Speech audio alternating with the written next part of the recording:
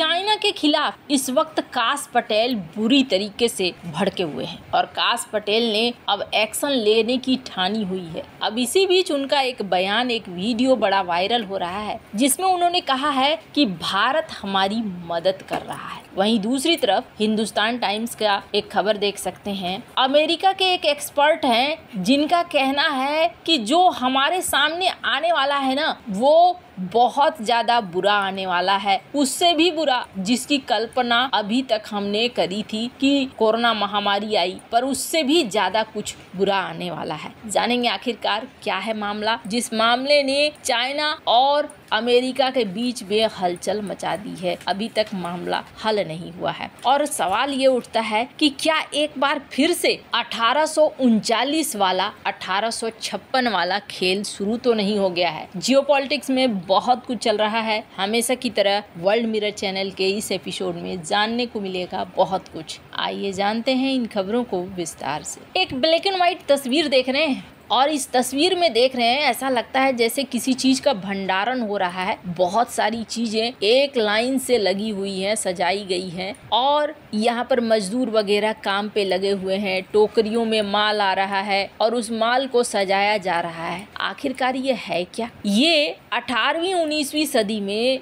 एक खास तरीके से व्यापार चलाना शुरू किया था अंग्रेजों ने। और ये व्यापार किस चीज का व्यापार था? ये व्यापार था अफीम का। और इसके लिए इन्होंने केंद्र बनाए थे। 3 मुख्य केंद्र थे। स्क्रीन पर एक तस्वीर देख रहे हैं, एक मैप देख रहे हैं, जिस मैप में आपको देखने को मिल रहा है एक केंद्र था बॉम्बे और दूसरा केंद्र था कोलकाता और तीसरा था पटना। इन तीनों से दुनिया भर में व्यापार होते थे और ये तब की बात मैं बता रही हूँ जब भारत में ब्रिटिश शासन था। भारत एक उपनिवेश था और यहाँ से क्या जाता था? यहाँ से जाता था अफीम। खास करके चाइना को इन्होंने अफीम बेचना शुरू कर दिया। हालांकि अफीम बेचने के पीछे भी कहानी है। चाइना पहले क्या करता था? चाय बेचा करता था। अब चाय की तलब यहाँ पर ब्रिटिश अधिकारियों को इतना ज्यादा लगने लगी, इन्होंने बड़ी मात्रा में चाय खरीदना शुरू कर दिया। अब इन्हें लगने लगा कि व्यापार घाटा को थोड़ा पाटना चाहिए, ठीक करना चाहिए। इन्होंने यहाँ अफीम तस्करी करना शुरू कर दिया। अफीम जब चाइना के अंदर फैलने लगा तो सामाजिक तौर पर, आर्थिक तौर पर अस्थिरता आने लगी। लाखों चीनी नागरिक उसके आदी हो चुके थे 1830 तक। और तब चाइना में एक राजवंश का शासन था जिस राजवंश का नाम था किंग राजवंश। किंग राजवंश ने कहा कि नहीं, हम नहीं सहेंगे, हम रोकेंगे, हमारे लोग बर्बाद हो रहे हैं, तबाह हो रहे हैं, हम राजनीतिक आर्थिक तौर पर पतन में जा रहे हैं, ऐसा नहीं होगा। 1839 में उन्होंने एक चीनी अधिकारी को भेजा और चीनी अधिकारी ने जहाज से उतरते हुए 20,000 बक्से पकड़े। ब्रिटिश अफीम को सीधे नष्ट कर दिया। अंग्रेज उस समय ताकतवर थे। अंग्रेजों ने बोला, अच्छा तुम्हारा ये मजाल, तुम हमारे अफीम को नष्ट कर दोगे। और उन्होंने पहला अफीम युद्ध शुरू कर दिया। चाइना हार गया। हारने के बाद उसे नानकिंग की संधि करनी पड़ी और हांगकांग को ब्रिटेन को सौंप देना पड़ा। फिर एक दूसरा अफीम युद्ध हुआ 1856 से 1860। उस वक्त भी कोशिश करी चाइना ने, लेकिन फिर ब्रिटेन और फ्रांस ने चीन पर हमला कर दिया, जिसके परिणाम स्वरूप अफीम व्यापार को कह दिया गया कि नहीं, ये लीगल है और आपको छूट देनी पड़ेगी। और ये चाइना के लिए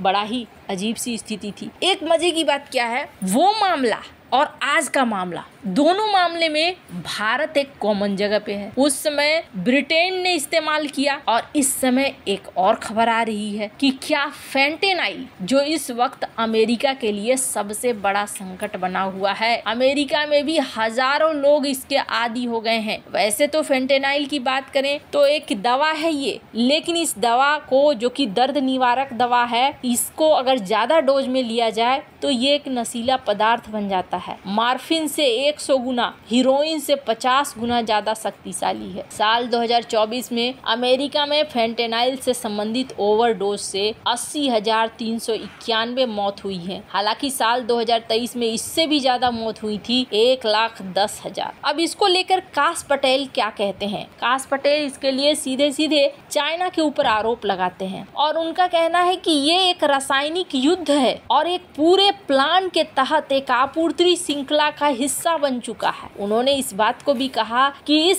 आपूर्ति श्रृंखला में चाइना के साथ साथ भारत और मेक्सिको भी शामिल है। अब आपको लगेगा भारत ने क्या कर दिया, भारत तो इस मामले में रहता भी नहीं है। तो चाइना कथित तौर पर, जो काश पटेल कह रहे हैं, उनके अनुसार भारत का इस्तेमाल कर रहा है बिचौलिए के तौर पर। कैसे बिचौलिए के तौर पर? जैसे कि ये तो दवा वाली चीज भी है, डुअल यूज की चीज है, भारत तक ये पहुंचा, भारत के व्यापारियों को बेचा गया, भारत के व्यापारियों ने फिर अमेरिका या और देशों को बेचा। अब ये बेच रहे हैं दवा बोलकर। सामने वाला देश अंत रूप में क्या इस्तेमाल करता है, इसके लिए जिम्मेदार तो भारत नहीं है और भारत को पता भी नहीं है कि लास्ट में क्या होगा। लेकिन हाँ, चाइना ने यहाँ पर एक कथित तौर पर सप्लाई चेन बना लिया है। ये कहना है काश पटेल का, मेरा नहीं कहना है। स्क्रीन पर इस वीडियो को देखिए।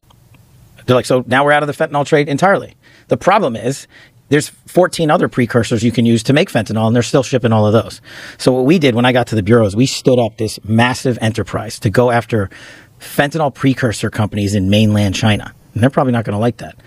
And what they're doing now to get cute is they're shipping that stuff not straight to here. They're going to places like India, and I'm also doing operations in India. And they're having the Mexican cartels now make this fentanyl down in Mexico still. But, you know, instead of going right up the southern border and into America, you know what they're doing? They're flying it into Vancouver. They're taking the precursors up to Canada, manufacturing it up there and doing their global distribution. Patel का कहना है कि fentanyl से मौतें Bharat, England, Australia, Canada जैसे देशों में ना के बराबर होती हैं, क्योंकि चीन की कम्युनिस्ट पार्टी सीसीपी ने अमेरिका को टारगेट करके ऐसा किया है। उनका दावा है कि ये न केवल मादक पदार्थ की समस्या है, बल्कि अमेरिका के समाज को, खास तौर पर युवा पीढ़ी को कमजोर करने का एक पूरा प्रयास है। पटेल का कहना है कि इस वैश्विक नेटवर्क में भारत एक ट्रांजिट हब के रूप में आ गया है, न कि उपभोक्ता के रूप में। उन्होंने कहा कि भारत में न तो फेंटेनाइल की खपत होती है, न ही इससे संबंधित मौतें होती है। चीनी आपूर्तिकर्ता प्रत्यक्ष जांच से बचने के लिए भारत के रास्ते फेंटेनाइल को भेजते हैं और भारत इस संकट से निपटने में अमेरिका के साथ सक्रिय रूप से सहयोग कर रहा है। और यहाँ पर इन्होंने कहा कि मैंने भारतीय सरकार से अभी बात की है, मैंने कहा है कि मुझे आपकी मदद चाहिए। ये सामग्री आपके देश में आ रही है, फिर आपके देश से बाहर ले जाया जा रहा है, क्योंकि भारत में फेंटेनाइल का उपयोग नहीं हो रहा है। भारत ने भी यहाँ पर सपोर्ट करने की बात कही है कि हाँ जी, हम बिल्कुल FBI का सपोर्ट करेंगे, जिस तरीके से हो सकता है उस तरीके से। चूंकि भारत यहाँ पर केंद्र बना हुआ है, उस अफीम युद्ध में भी भारत केंद्र बना हुआ था। खाया पिया कुछ नहीं, गिलास तोड़ा 12 आना, ये वाला सीन है। भारत सीन में आया है, लेकिन भारत ने यहाँ मदद की बात कही है। पर आपको बता दूं, जो चाइना का मकसद लग रहा है वो काफी बड़ा लग रहा है। अब ये मैं नहीं कह रही हूँ, स्क्रीन पर एक एक्सपर्ट देख रहे हैं, अमेरिकी एक्सपर्ट हैं। उनका क्या कहना है? उनका ये कहना है कि देखो, हम ये सोच रहे हैं कि मात्र फंगस को लेकर 2 चाइना के लोग पकड़े गए, ये कोई साधारण मामला नहीं है। इसलिए साधारण मामला नहीं है कि ये इससे बढ़कर है। क्यों बढ़कर है? इन्होंने तो सीधे सीधे डराने वाली बात कह दी कि अगर अमेरिका ने एक्शन नहीं लिया चाइना के ऊपर, तो एक समय ऐसा आएगा कि हमारे ऊपर कोविड फेंटेनाइल नहीं, उससे भी कोई बहुत बड़ा कहर टूटेगा। अब ये डराने वाली बात कह रहे हैं, लेकिन ये एक बड़ी शिक्षा दे रहा है भारत को भी, अमेरिका को भी, और भी ज्यादा सतर्क होने की जरूरत है। अब जो है ना, लड़ने का तरीका एकदम से बदल गया है, इसलिए सुरक्षा के तरीके भी बदल जाने चाहिए। आपको क्या लगता है इन सब मामले में? आपकी क्या राय है? कमेंट कर जरूर बताएं। जल्द मिलते हैं अगले वीडियो में नई खबर के साथ।